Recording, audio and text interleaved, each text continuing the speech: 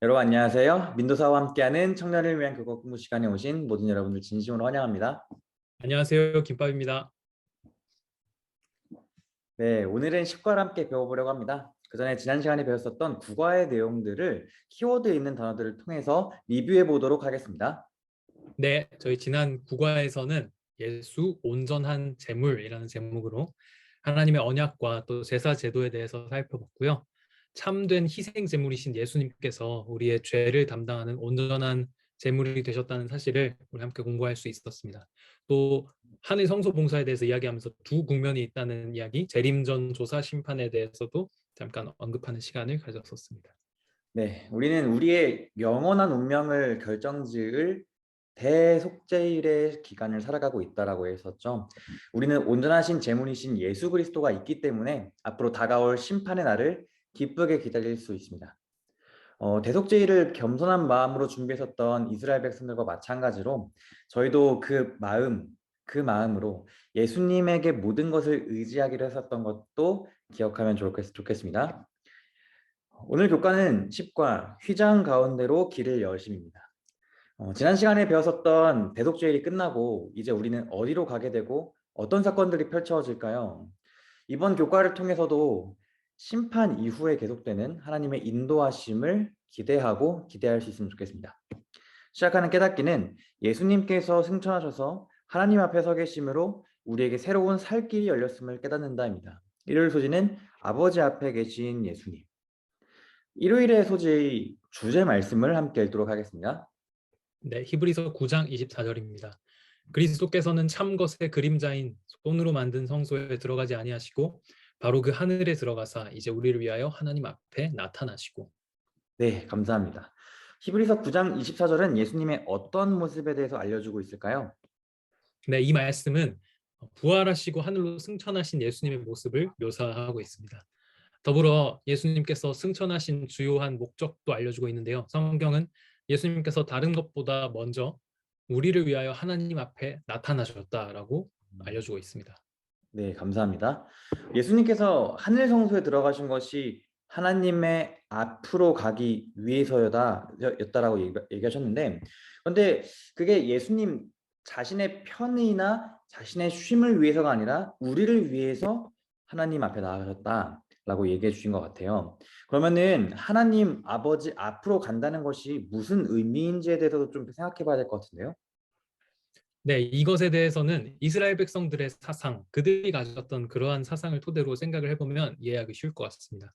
이스라엘의 일련의 중요한 연례 절기들이 있었습니다. 저희가 뭐 명절 있는 것처럼 특별히 유월절, 오순절, 초막절 이렇게 이어지는 이 세 가지 절기들이 가장 큰 절기들이었는데요. 이 절기들을 지키기 위해서 이스라엘 백성들은 예루살렘 성전으로 각자 거하는 처소가 어디든지 간에 예루살렘으로 올라와야 했습니다. 백성들은 그것을 하나님의 얼굴을 뵈러 간다라는 표현을 사용했습니다. 이스라엘 백성들이 지상 성소에 하나님을 만나러 갔던 것처럼 예수님께서도 하늘 성소에 계신 아버지 하나님 앞에 나타나셨습니다. 특별히 저희가 지난 시간에도 이야기를 했었는데요. 성소에서 있었던 사역들이 예수님의 구속 사역을 상징적으로 나타나고 있다고 이제 말씀을 해주셨었죠. 백성들이 1년에 3번 올라갔던 이 이스라엘의 3대 절기가 예수님의 주요 사역을 상징하고 있다는 것을 이해한다면 이 말씀의 의미를 또 더 잘 이해할 수 있을 것입니다. 네, 그렇군요. 이스라엘 3대 절기를 하나씩 짚어보면은 6월절은 이스라엘이 애굽에서 구원받은 것을 기념하는 날이었고, 오순절은 시내산에서 율법을 받은 것들을 기념하는 날이었고요. 또 초막절은 광야에서 거하게 될 때에 하나님께서 돌보신 것을 기념하고, 또 특별히 대속죄일 이후에 이스라엘의 모든 죄가 정결하게 된 이후에 즐겼었던 절기였죠. 이 절기들이 이 말씀과는 어떤 관계가 좀 있을까요? 네, 이 각각의 절기는 예수님의 구속 사역을 상징적으로 나타내는데요. 예수님께서 유월절에 대해서는 이야기하자면 정확히 6월절 어린 양을 잡는 정확한 그 시간에 십자가에서 돌아가셨습니다. 6월절은 예수님의 온전한 제물로서의 희생 사역을 나타내는 절기였고요. 그 다음 오순절 우리 사도행전 2장으로 굉장히 유명한 절기죠. 6월절로부터 정확히 50일 그래서 오순절인데 그날에 찾아온 절기였습니다. 예수님께서 부활하시고 40일 동안 제자들과 함께 지내시다가 하늘로 승천하신 이후에 열흘이 또 추가적으로 지난 때였던 거죠. 그 해의 오순절이 그때 그 오순절이 사도행전 2장에 오순절 성령의 사건이 있었던 그 시간이었는데요. 우리는 그날에 성령이 초대교회에 충만히 임했다는 것 물론 중요하지만 그것에만 주목해서는 안 되고요. 하늘에서는 또 어떤 일이 있었는지에 대해서도 우리가 기억해야 할 필요가 있습니다.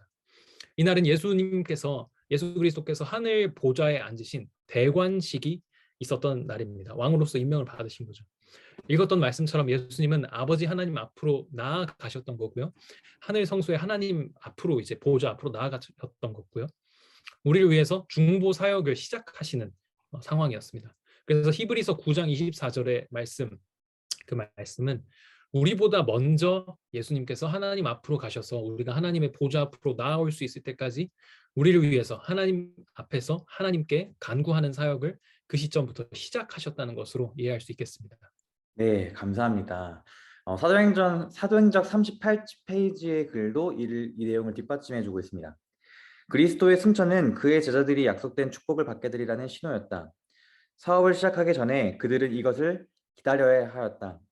하늘문으로 들어가신 그리스도는 천사들의 경배를 받으시며 보좌에 오르셨다. 이 예식이 마쳐지자마자 성령은 풍성하게 제자들에게 쏟아져 내렸다. 그리고 그리스도께서는 과연 영원부터 아버지와 함께 가지셨던 모든 영광으로 영화롭게 되셨다라고 기록하고 있습니다. 그러니까 예수님은 우리가 가게 될 길을 우리보다 앞서서 먼저 하나님의 보좌 앞으로 나아가셨습니다. 우리보다 먼저 가신 예수님이 계시기 때문에 우리도 하나님 앞에 서게 될 날을 기대할 수 있을 것입니다. 그 다음 월요일 소식은 하나님의 초청입니다. 예수님께서 우리를 위해서 하나님을 만날 수 있도록 하늘에서 아버지 앞에 서 계신 것처럼요. 삼위 하나님은 우리가 하나님 앞으로 나오기를 간절히 소망하고 계십니다. 또 하나님은 언제나 당신의 백성들과 함께 친밀한 관계를 맺기를 간절히 바라셨고요. 왜냐하면 그것이 바로 언약의 목적이기 때문이죠. 출애굽기 19장 10절부터 15절에 있는 말씀은 과거에 이스라엘 백성들에게 하셨었던 하나님의 초청에 대해서 말하고 있습니다. 말씀 읽겠습니다. 출애굽기 19장 10절에서 15절입니다. 여호와께서 모세에게 이르시되 너는 백성에게로 가서 오늘과 내일 그들을 성결하게 하며 그들에게 옷을 빨게 하고 준비하게 하여 셋째 날을 기다리게 하라. 이는 셋째 날에 나 여호와가 온 백성의 목전에서 시내산에 강림할 것임이니 너는 백성을 위하여 주의 경계를 정하고 이르기를 너희는 삼가 산에 오르거나 그 경계를 침범하지 말지니 산을 침범하는 자는 반드시 죽임을 당할 것이라. 그런 자에게는 손을 대지 말고 돌로 쳐 죽이거나 화살로 쏘아 죽여야 하리니 짐승이나 사람을 막론하고 살아남지 못하리라 하고 나팔을 길게 불거든 산 앞에 이를 것이니라 하라. 모세가 산에서 내려와 백성에게 이르러 백성을 성결하게 하니. 네, 하나님께서는 어떤 말씀하셨고 이스라엘에게 요구하신 것은 무엇이었나요? 네, 백성에게로 가서 그들을 성결하게 하라고 말씀하셨고요. 셋째 날에 시내산에 강림하시겠다고 말씀하셨습니다. 그래서 산 앞에 이르실 것이니 나오라고 그렇게 요구를 하셨습니다. 네, 감사합니다. 그런데 우리가 다루고 있는 히브리서에서는요, 친절하게도 이 하나님의 초청, 이 산 앞으로 나아오라는 이 초청이 있은 이후에 백성들의 반응에 대해서도 알려주고 있습니다. 히브리서 12장 18절에서 20절입니다. 그 산은 손으로 만져볼 수 있고 불이 타오르며 검은 구름과 짙은 어두움에 쌓인 채 폭풍이 일고 나팔 소리와 말하는 소리가 들려오는 산이었습니다. 그때 그 소리를 들은 사람들은 하나님께 더 이상 말씀하시지 말아달라고 간청했던 것입니다. 그들은 짐승이라도 이 산에 닿기만 하면 돌로 쳐 죽여라고 말씀하신 하나님의 명령이 너무나 두려워 감당할 수 없었습니다. 네, 백성들은 하나님의 그 초청을 감당할 수 없었다라고 얘기하고 있습니다. 그래서 백성들은 자신들이 산 앞으로 가지 않고 모세를 대신해서 하나님께 보내죠. 성경에서 불이나 지진이나 바람 같은 것들은 하나님의 임재를 상징합니다. 그런데 이스라엘 백성들은 겁을 먹었고요. 또 호렙산의 엘리야도 비슷한 상황이 있었을 때에 두려워서 동굴 밖으로 나오지 못했었죠. 아마 두려움이 너무 큰 나머지 믿음을 가지지 못했었던 것 같습니다. 하지만 만약에 그 사람들이 하나님의 초청을 받아들였었다면 그 사람들은 어떤 경험을 할 수 있었을까요? 만약에 인간이 하나님의 임재를 직접 보게 된다면 죄인은 그분의 영광을 견딜 수도 없고 그 빛으로 인해서 소멸하게 될지도 모릅니다. 하지만 그런 하나님의 초청을 받아들였던 사람들의 이야기가 있는데요. 출애굽기 24장 9절부터는 모세와 이스라엘 지도자들이 하나님을 산 위에서 만났을 뿐만 아니라 함께 먹고 마셨다라는 이야기가 기록되어 있습니다. 하나님은 자신의 모습을 어떤 전체적인 그 모든 형상을 다 드러내 보이시진 않았습니다. 하늘의 보좌를 상징하는 청옥이 내려오고 하나님의 발을 보여주셨다고 기록이 되어 있는데요. 음. 분명한 것은 하나님께서는 당신의 초청에 응하는 모든 사람들에게 그 사람들이 감당할 수 있을 만큼 자신을 드러내셨습니다. 모세를 바위 틈에 숨기시고 뒷모습을 보여주셨던 것처럼 네. 그렇게 하나님의 초청에 응했던 이스라엘의 지도자들이 하나님과 먹고 마셨던 것을 보면 분명히 그 사람들은 하나님과 더욱더 가깝고 친밀하고 언약 안에서 관계가 더욱 단단해지는 그런 경험들을 할 수 있었을 것입니다. 그렇기 때문에 이스라엘 백성들도 하나님의 그 초청을 만약에 받아들였다면 분명히 하나님은 자신을 어떤 모습으로든 드러내셨을 것이고요. 이스라엘 백성들은 더욱더 하나님과 깊은 교제를 경험할 수 있었을 겁니다. 어쩌면 이후에 등장하는 금송아지 배교 사건, 이런 영적 타락을 경험하지 않을 수도 있지 않을까 하는 생각을 해보게 됩니다. 네, 감사합니다. 사람들의 연약함과 믿음의 부족이 하나님의 초청을 받아들이지 못하게 만들었었고, 결국 그것은 영적인 연약함과 타락을 초래하게 됐던 것 같습니다. 아마 그래서 예수님께서는 사람의 몸으로 직접 내려오신 게 아닐까 싶은 생각이 들어요. 그 초청을 저희가 받아들이지 못하니까 직접 사람의 몸으로 오셔서 함께 먹고 마시고 잠자고 걸으시면서 하나님의 영광을 보여주셨던 것이었죠. 모든 인류는 죄인들이기 때문에 하나님 앞으로 나아가는 것이 쉽지 않다는 것을 하나님은 아셨습니다. 그래서 예수님의 성육신이 있기 전에는 구약의 성소로서 자신의 영광과 임재를 드러내셨습니다. 아마 하나님의 영광이 시내산에서처럼 뭐 불이나 바람 같은 것들로서 계속해서 이스라엘 회종들 가운데 드러났다면 그 연약한 사람들이 하나님을 더욱더 다가가기 어려운 분이라고 인식했을지도 모르기 때문이 아닐까 싶은 생각이 들어요. 화해 소지는 휘장의 필요성입니다. 우리 레위기 16장 1절과 2절 말씀을 읽고 하나님과 백성들 사이에 존재했었던 휘장의 목적이 무엇이었는지에 대해서 생각해 보도록 하겠습니다. 네, 레위기 16장 1절에서 2절입니다. 아론의 두 아들이 여호와 앞에 나아가다가 죽은 후에 여호와께서 모세에게 말씀하시니라. 여호와께서 모세에게 이르시되 내 형 아론에게 이르러 성소의 휘장 안 법궤 위 속죄소 앞에 아무 때나 들어오지 말라. 그리하여 죽지 않도록 하라. 이는 내가 구름 가운데에서 속죄소 위에 나타남이니라. 방금 말씀 읽었는데요. 성소에서 휘장은 지성소를 구분하는 이 가림막이었습니다. 성소의 입구를 가리는 가림막이 따로 있었고 지성소를 구분하는 가림막 이렇게 그리고 성소 뜰에 설치한 장막 이 모든 장막들이 있었는데요. 이 말씀은 여기 이 본문에 해당하는 휘장은 지성소를 가렸던 휘장을 말하는 것으로 생각할 수 있습니다. 그래서 하나님께서 휘장으로 성소를 구분하고 또 외부로부터 보호를 하신 것은 하나님의 영광을 가리기 위해서였을 거라고 생각이 되어지는데요. 말씀드렸다시피 죄인이 하나님의 영광을 직접 대면하는 것은 죽음에 이르게 하기 때문입니다. 그래서 하나님도 내가 너 들어오면 뭐 죽이겠다, 죽여버리겠다 그렇게 말씀하신 게 아니라 죄인으로서 네가 하나님의 영광의 임재 앞에 직접적으로 들어와서 마주하게 되면 죽을 수밖에 없는 그런 너의 어떤 죄의 연약성을 가진 몸이니까 함부로 들어오지 말라고 말씀을 하셨던 거죠. 네, 그래서 성소라는 것이 휘장으로 이렇게 꽁꽁 포장이 되어 있었던 거네요. 우리가 월요일 소지를 공부한 다음에 생각해 보니까 하나님의 온전한 영광을 직접 보는 것이 어려웠었던 사람들을 위해서 백성들이 감당할 수 있을 만큼 보호하시고 더 쉽게 나올 수 있도록 하기 위해서 필요했던 것 같아요. 근데 휘장뿐만 아니라 하나님은 백성들이 과하게 성소 가까이에 와서 어려움을 겪지 않도록 또 다른 보호막 같은 것도 주셨거든요. 민수기 1장 53절에 나와 있습니다. 레위인은 증거의 성막 사방에 진을 쳐서 이스라엘 자손의 회중에게 진노가 임하지 않게 할 것이라. 레위인은 증거의 성막에 대한 책임을 지킬지니라 하셨습니다. 이 말씀을 보면 천으로 만든 그 휘장이 백성들을 그 지성소의 영광으로부터 보호했던 것처럼 레위인들은 마치 인간 휘장처럼 역할을 하면서 이스라엘 자손의 회중에게 진노가 임하지 않도록 백성들의 접근을 보호하는 그런 역할을 부여받았던 것을 알 수 있습니다. 네, 감사합니다. 밑에 히브리서 10장 20절의 말씀을 제가 읽겠습니다. 그 길은 우리를 위하여 휘장 가운데로 열어놓으신 새로운 살 길이요. 휘장은 곧 그리스도의 육체니라 라고 말하고 있죠. 휘장이란 것 자체가 하나님의 임재에 다가가지 못했었던 백성들이 성소를 바라볼 수 있도록 도왔고요.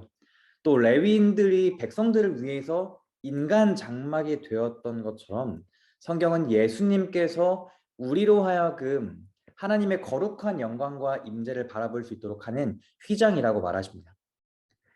우리는 예수님을 통해서 하나님의 영광을 바라볼 수 있게 되는 것이죠.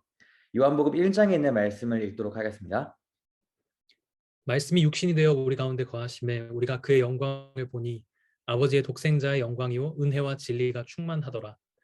본래 하나님을 본 사람이 없을때 아버지 품속에 있는 독생하신 하나님이 나타내셨느니라. 네, 예수님의 성육신을 통해서 하나님이 그분의 장막을 우리 가운데 치셨고 또 우리는 하나님을 더욱더 온전하게 바라볼 수 있게 되었습니다. 그런 의미에서 예수님은 우리가 하나님을 바라보기 위해 꼭 필요한 하나님의 휘장이 되셨습니다. 수요일 소지는 휘장 가운데로 열어놓으신 새로운 살 길입니다. 여기까지 정리를 하자면 예수님의 사역은 지속적으로 우리 인류가 하나님께로 나아올 수 있도록 하는 것이었습니다.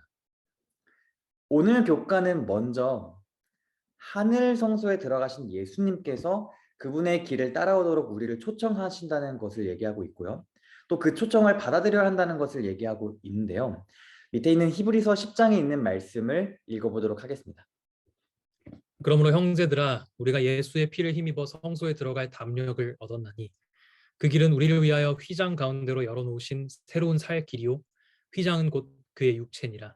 또 하나님의 집 다스리는 큰 제사장이 계심에 우리가 마음의 뿌림을 받아 악한 양심으로부터 벗어나고 몸은 맑은 물로 씻음을 받았으니 참 마음과 온전한 믿음으로 하나님께 나아가자.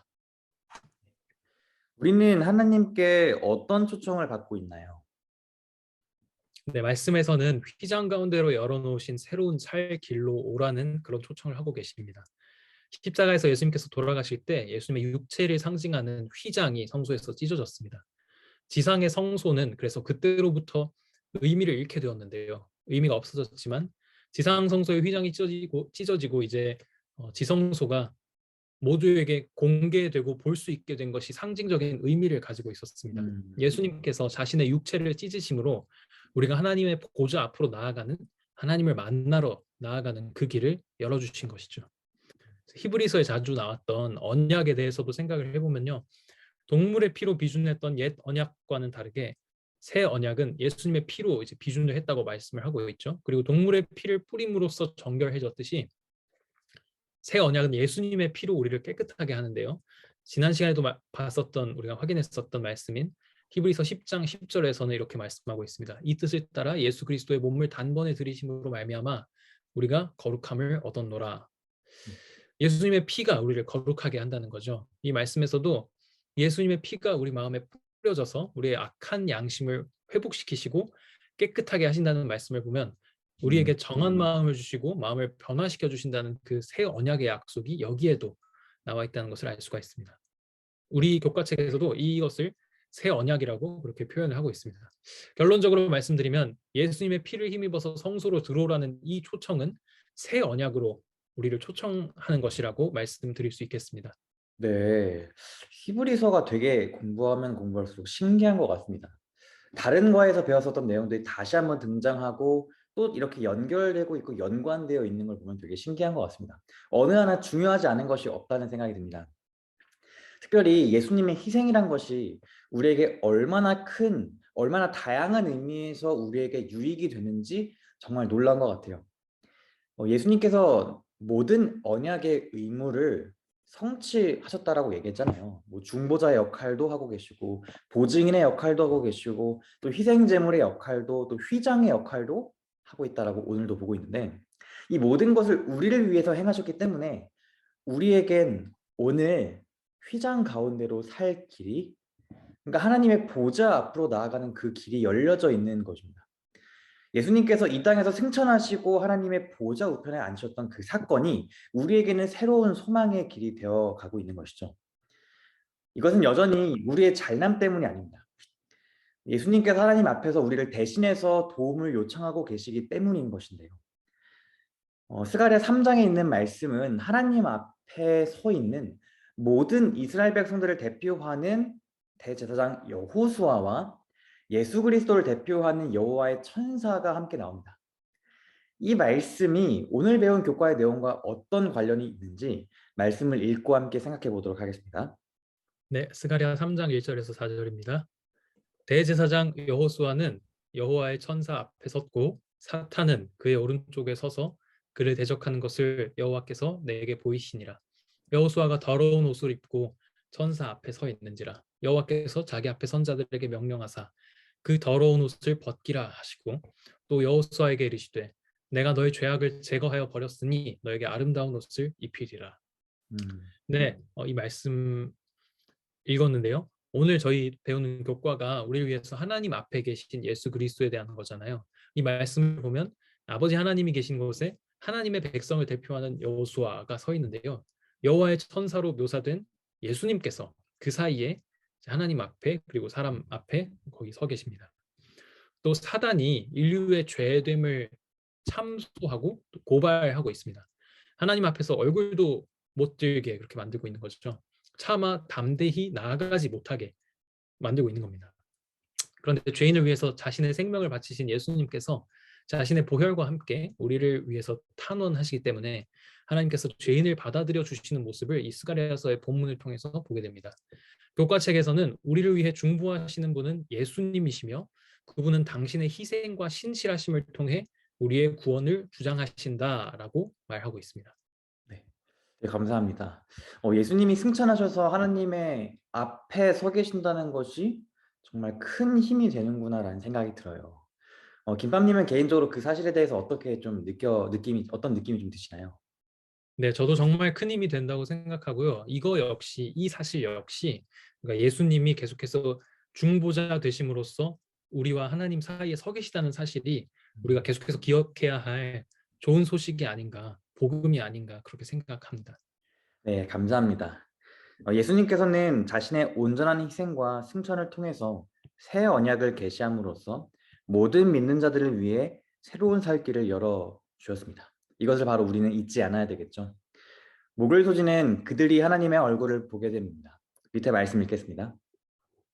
히브리서 12장 18절에서 24절입니다.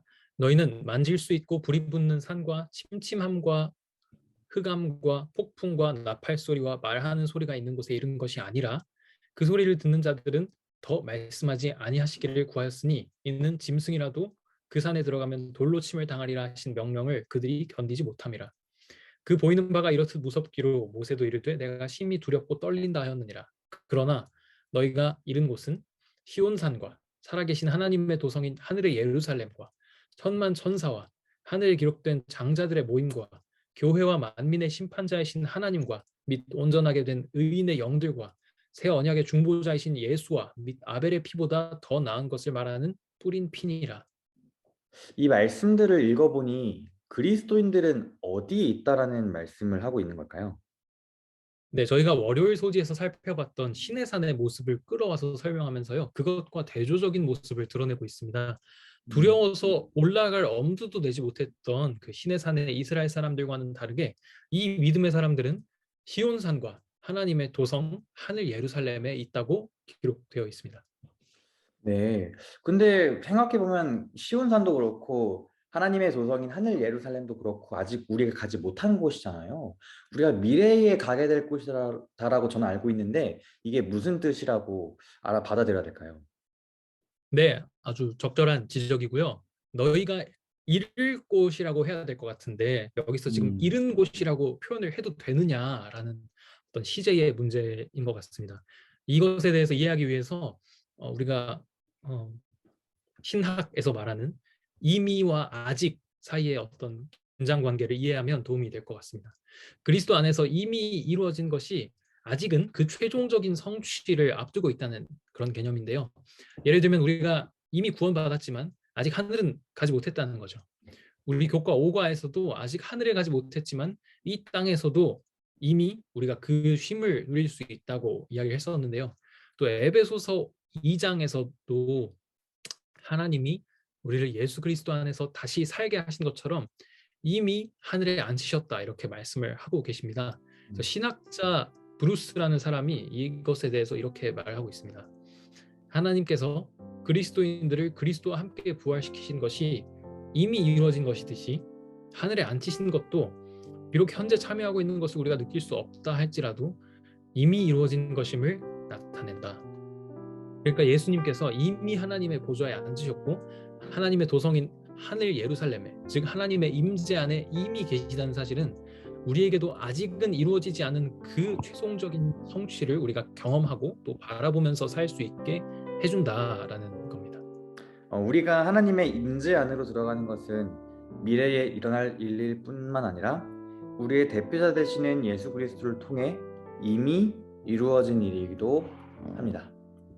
그래서 우리는 우리의 대표자 되시는 예수님을 통해서 하나님의 나라에 지금 살고 있는 사람들입니다. 그래서 우리는 예수님을 따라가는 사람들로서 합당한 삶을 살아야 되겠죠. 정리하면서 1년에 3번 동안 올라갔었던 이스라엘의 3대 절기가 예수님의 중요한 사역들을 상징하고 있다는 것을 서두에 언급했었죠. 유월절은 예수님의 십자가로, 또 오순절은 예수님의 하늘 대관식과 성령 충만함으로 이루어졌습니다. 아직 하나가 남았죠. 마지막 대속죄일이 맞춰지고 하나님의 백성들이 죄에서 자유하게 되는 그 날부터 초막절이 시작됩니다. 그때 예수님의 보혈에 의지한 우리는 휘장 가운데로 열어놓으신 그 새로운 길을 따라가서 하나님을 직접 대면하여 볼 수 있을 것입니다. 하나님이 우리와 함께 하실 것이라는 그 약속이 이루어지는 그날 우리도 꼭 그 자리에 참여할 수 있기를 간절히 바라봅니다.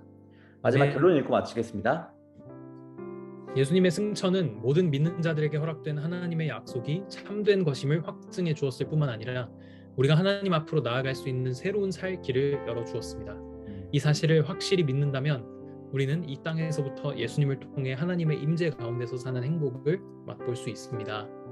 네, 감사합니다. 이렇게 10과 휘장 가운데로 길을 여심을 마치게 되었습니다. 김반님은 이번 과를 마치면서 어떻게 정리하고 싶으신가요? 네, 성소 제도가 아직 존속되고 있었던 구약 시대에는 휘장이 있는 것이 이스라엘이 하나님의 임재 앞에서 죽지 않고 사는 길이었고요. 또 제사 제도의 원형인 예수님께서 희생 제물이 되셔서 직접 돌아가신 이후로는 휘장이 찢어지고 열려 있는 것이 우리의 살 길이다라는 것을 배울 수 있는 좋은 시간이었던 것 같고요. 언제나 생명의 길을 그 구약 시대에도 또 신약 시대에도 언제나 생명의 길을 주시는 예수님께 감사한 마음이 들었습니다.